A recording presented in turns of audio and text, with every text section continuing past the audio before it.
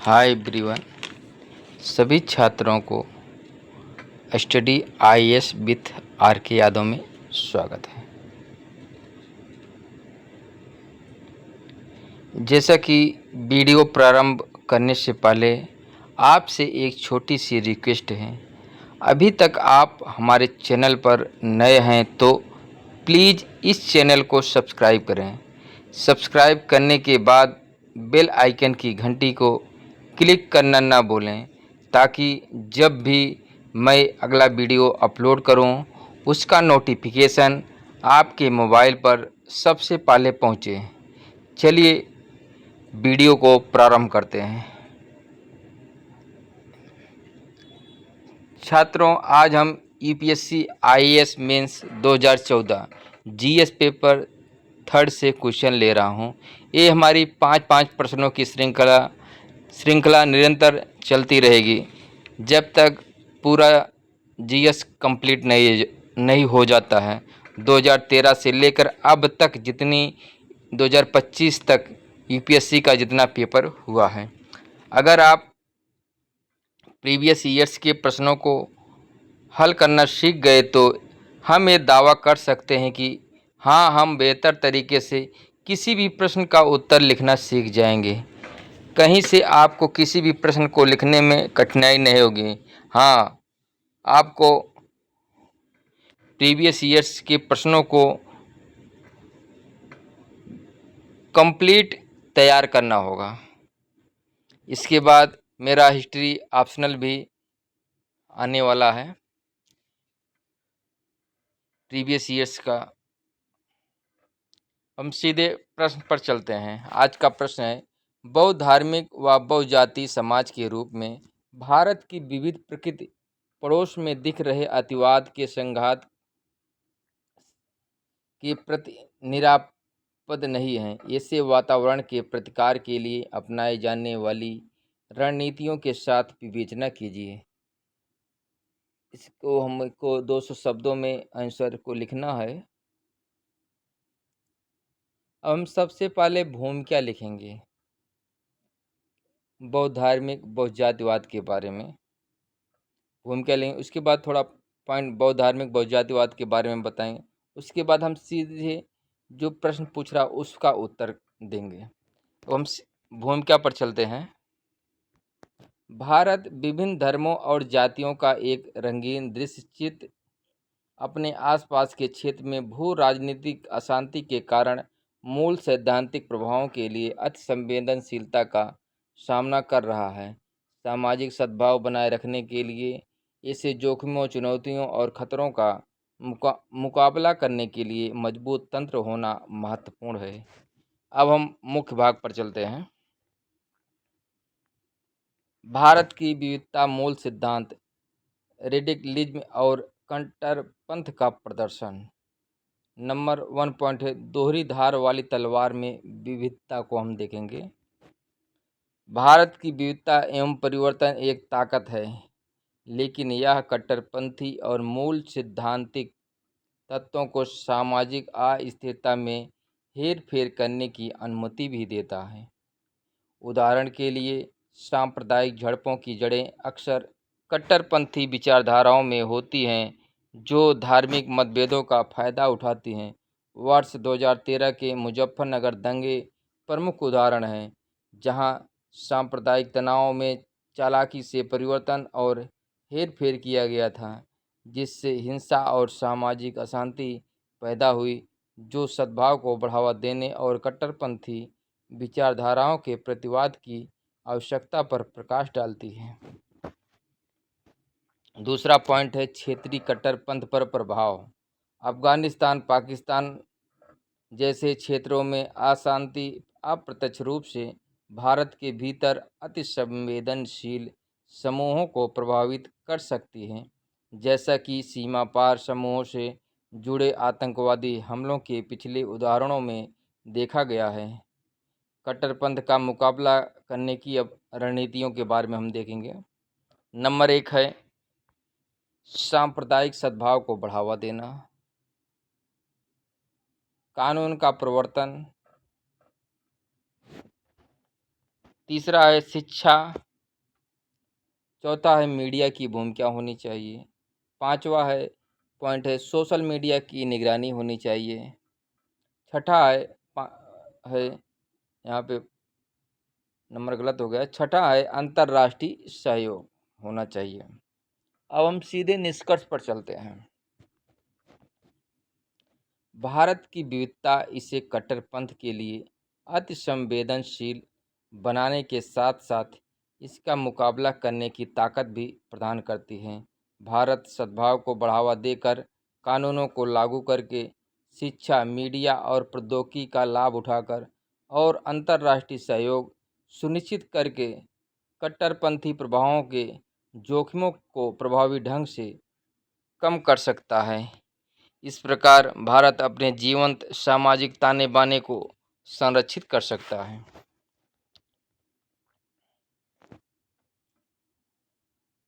हम प्रश्न 17 पर चलते हैं। अगला प्रश्न है, अंतर्राष्ट्रीय नागर विमानन नियम सभी देशों को अपने भूभाग के ऊपर के आकाशीय क्षेत्र एयर स्पेस पर पूर्ण और अनन्य प्रभुता प्रदान करते हैं। आप आकाशीय क्षेत्र से क्या समझते हैं? इस आकाशीय क्षेत्र के ऊपर के आकाश के लिए इन नियमों के क्या निहितार्थ हैं? इससे प्रस्तुत चुनौतियों पर चर्चा कीजिए और खतरे को नियंत्रण करने के तरीके सुझाइए। 200 शब्दों में हमें इसका उत्तर लिखना है। अब हम सीधे भूमिका पर चलते हैं। हवाई क्षेत्र, वायु क्षेत्र किसी देश द्वारा अपने क्षेत्र के ऊपर नियंत्रित वायुमंडल का वह हिस्सा है जिसमें उसके क्षेत्रीय जल या अधिक व्यापक रूप से वायुमंडल का कोई विशिष्ट त्रि-आयामी हिस्सा शामिल है। हवाई क्षेत्र की अवधारणा विमानन, राष्ट्रीय सुरक्षा, मौसम पूर्वानुमान, दूरसंचार और अंतरिक्ष अन्वेषण जैसी विभिन्न गतिविधियों के लिए महत्वपूर्ण है। अंतर्राष्ट्रीय नागरिक उड्डयन संगठन के तत्वाधान में अंतर्राष्ट्रीय नागरिक उड्डयन कानून अपने क्षेत्रीय हवाई क्षेत्र पर एक राष्ट्र के संप्रभु अधिकारों की पुष्टि करते हैं। अब मुख्य भाग पर चलते हैं सीधे। हवाई क्षेत्र और अंतर्राष्ट्रीय कानूनों को समझना।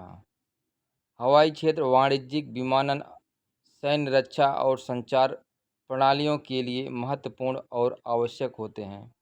दूसरा पॉइंट है अंतर्राष्ट्रीय नागरिक उड्डयन पर 1944 शिकागो कन्वेंशन के तहत प्रत्येक राज्य के पास अपने क्षेत्र के ऊपर हवाई क्षेत्र पर पूर्ण और अनन्य संप्रभुता होती है, जिसमें भूमि और क्षेत्रीय जल शामिल होते हैं। दूसरा पॉइंट है हवाई क्षेत्र के ऊपर इन कानूनों के प्रभाव एवं निहितार्थ के बारे में हम समझेंगे। आउटर स्पेस में संप्रभुता एवं राजकीय सत्ता की कमी। हवाई क्षेत्र के विपरीत कोई भी देश बाहरी अंतरिक्ष पर संप्रभुता का दावा नहीं कर सकता है।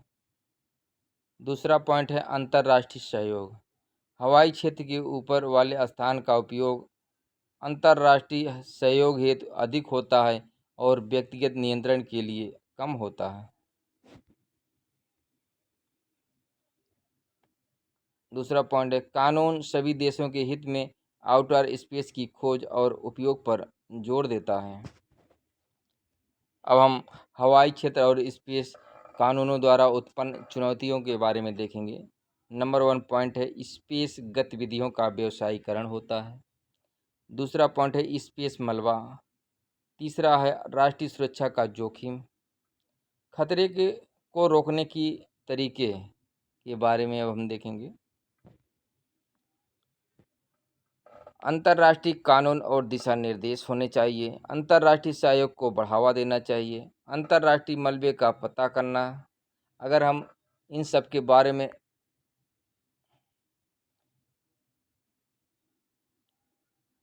तीन चार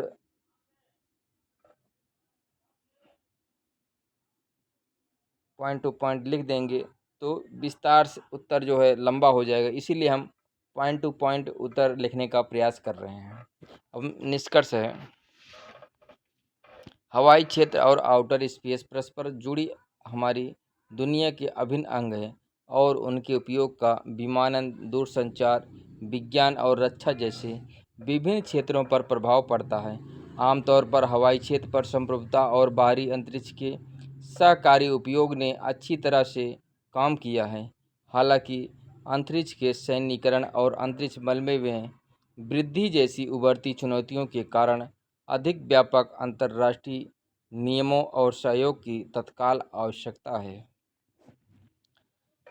अब हम अगले प्रश्न पर चलते हैं। भारत की सुरक्षा को गैर कानूनी सीमा पार प्रवेशन किस प्रकार एक खतरा प्रस्तुत करता है? इसे बढ़ावा देने के कारणों को उजागर करते हुए ऐसे प्रवेशन को रोकने की रणनीतियों का वर्णन कीजिए। 200 शब्दों में हमें इसका उत्तर लिखना है। हम सबसे पहले भूमिका पर चलेंगे। भारत में सीमा पार अवैध प्रवासन एवं हस्तांतरण, ट्रांस बॉर्डर माइग्रेशन विशेष रूप से असम और तमिलनाडु जैसे क्षेत्रों में राष्ट्र की सुरक्षा के लिए काफ़ी खतरा पैदा करता है। भारत का विशाल विविध भूगोल इसकी आर्थिक संभावनाओं के साथ इसे अवैध प्रवासन एवं स्थानांतरण के लिए एक लक्ष्य बनाता है। इस मुद्दे की भयावहता का अंदाज़ा वर्ष 2020 की गृह मंत्रालय द्वारा प्रकाशित एक रिपोर्ट से लगाया जा सकता है, जिसमें अनुमान लगाया गया था कि भारत में 2 मिलियन से अधिक अवैध अप्रवासी रहते हैं, जिनमें महत्वपूर्ण संख्या असम और तमिलनाडु में है। अब मुख्य भाग पर चलते हैं। सीमा पार अवैध प्रवासन एवं हस्तांतरण, ट्रांस बॉर्डर माइग्रेशन से उत्पन्न सुरक्षा खतरे। नंबर 1 है आतंकवाद और घुसपैठ। वर्ष 2008 के मुंबई हमले ने अवैध प्रवास से उत्पन्न जोखिमों को रेखांकित किया, जिसमें आतंकवादियों ने देश में घुसपैठ करने के लिए समुद्री मार्गों का इस्तेमाल किया था। दूसरा पॉइंट है अपराध और विद्रोह। अवैध प्रवासन एवं हस्तांतरण को आपराधिक गतिविधियों में वृद्धि से जोड़ा गया है। उदाहरण के लिए भारत बांग्लादेश सीमा कथित तौर पर तस्करी और मानव तस्करी का केंद्र रही है। तीसरा है सामाजिक अशांति। अवैध प्रवासन एवं हस्तांतरण के कारण तेजी से जनसांख्यिकीय बदलाव ने सामाजिक तनाव और हिंसा को जन्म दिया है। सीमा पार अवैध प्रवासन एवं हस्तांतरण, ट्रांस बॉर्डर माइग्रेशन को रोकने के लिए रणनीतियों के बारे में हम देखेंगे। नंबर 1 है उन्नत निगरानी। भारत ने अपनी सीमा सुरक्षा को काफ़ी बढ़ा दिया है। दूसरा है कानूनी उपाय। सरकार ने असम में राष्ट्रीय नागरिक रजिस्टर एनआरसी और राष्ट्रीय स्तर पर नागरिकता संशोधन अधिनियम सीएए जैसे विभिन्न कानूनी उपाय किए हैं। अब हम द्विपक्षीय सहयोग के बारे में थोड़ा पॉइंट लिख देंगे। भारत ने अपने पड़ोसियों के साथ सहयोग बढ़ाने की मांग की है। सीमा पार अवैध प्रवासन एवं हस्तांतरण, ट्रांस बॉर्डर माइग्रेशन को चलाने वाले अब कारक के बारे में हम देखेंगे। नंबर 1 है आर्थिक अवसर। राजनीतिक अशांति और संघर्ष देखने को मिलता है। पर्यावरणिक कारक भी, सामाजिक सांस्कृतिक संबंध। निष्कर्ष, सीमा पार अवैध प्रवासन एवं हस्तांतरण, ट्रांस बॉर्डर माइग्रेशन की चुनौती को संबोधित करने के लिए एक सूक्ष्म बहुआयामी दृष्टिकोण की आवश्यकता होती है, जो सुरक्षा, अनिवार्यता, सामाजिक आर्थिक गतिशीलता एवं मानवीय चिंताओं में कारक हो। इस मुद्दे की तीव्रता और बहुआयामी पहलू व्यापक टिकाऊ समाधानों की आवश्यकता को रेखांकित करते हैं। अब हम अगले प्रश्न पर चलते हैं। 2012 में समुद्री डकैती के उच्च जोखिम क्षेत्रों के लिए देशांतरी अंकन अंतर्राष्ट्रीय समुद्री संगठन द्वारा अरब सागर में 65 डिग्री पूर्व से 78 डिग्री पूर्व तक खिसका दिया गया था। भारत के समुद्री सुरक्षा सरोकारी पर इसका क्या परिणाम है? हम उत्तर देंगे। सबसे पहले भूमिका।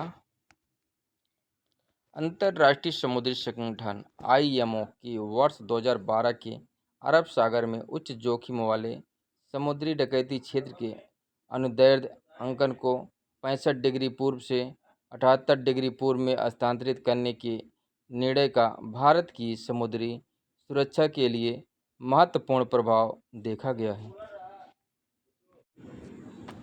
अब मुख्य भाग पर चलते हैं। भारत की समुद्री सुरक्षा पर प्रभाव। नंबर 1 पॉइंट है निगरानी के बोझ में वृद्धि। इस बदलाव ने भारत के पश्चिमी तट के करीब उच्च जोखिम वाले क्षेत्र का विस्तार किया, जिससे निगरानी और एंटी पायरेसी अभियानों के लिए भारत की जिम्मेदारी बढ़ गई, जैसा कि भारतीय नौसेना द्वारा बढ़ी हुई गश्त के साथ देखा गया है। दूसरा पॉइंट है वाणिज्यिक हितों के लिए खतरा। पुनर्परिभाषा भारतीय वाणिज्यिक जहाज़ों को उच्च जोखिम वाले क्षेत्र के भीतर रखती है, जिससे भारत के शिपिंग उद्योग के लिए जोखिम बढ़ जाता है और संभावित रूप से इन जहाज़ों के लिए बीमा प्रीमियम बढ़ जाता है। तीसरा पॉइंट है मछली पकड़ने की गतिविधियों पर प्रभाव। नए उच्च जोखिम वाले क्षेत्र में भारत के विशेष आर्थिक क्षेत्र EEZ के कुछ हिस्से शामिल हैं, जो सुरक्षात्मक चिंताओं के कारण भारतीय मछली पकड़ने के जहाज़ों के संचालन को प्रभावित कर सकते हैं। अगला पॉइंट है सहयोग बढ़ाने की संभावना। यह बदलाव समुद्री डकैती से निपटने में अंतर्राष्ट्रीय सहयोग बढ़ाने का अवसर भी प्रस्तुत करता है, जैसा कि मालदीव और सेशेल्स जैसे देशों के साथ भारत के सहयोगी प्रयासों में प्रदर्शित होता है। अब हम निष्कर्ष पर चलते हैं। समुद्री डकैती के उच्च जोखिम वाले क्षेत्र के अनुदैर्ध्य अंकन को भारत के करीब हस्तांतरित करने के अंतर्राष्ट्रीय समुद्री संगठन IMO के फैसले से भारत की समुद्री सुरक्षा जिम्मेदारियों और वाणिज्यिक कमजोरियों में काफ़ी वृद्धि हुई है। फिर भी यह समुद्री डकैती के खिलाफ अरब सागर को सुरक्षित करने में मजबूत अंतर्राष्ट्रीय सहयोग के लिए एक प्रोत्साहन भी प्रदान करता है।